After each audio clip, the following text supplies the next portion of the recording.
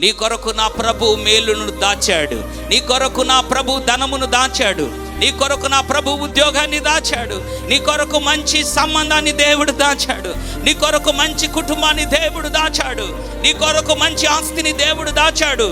ఆయన దాచి ఉంచిన మేలు ఎంతో గొప్పది. నీ తల్లిదండ్రులు దాచి ఉంచిన దానికంటే గొప్పది, నీ తల్లిదండ్రులు నీకు ఇచ్చిన దానికంటే గొప్పది.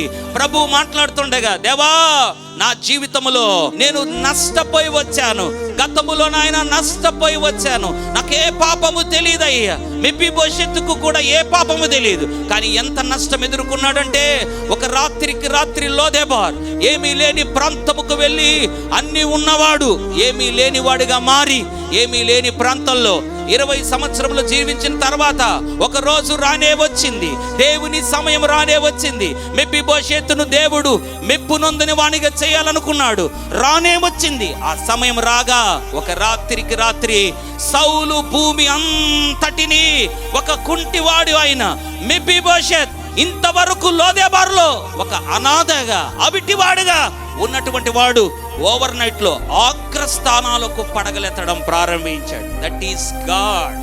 దేవుడు అంటే అది.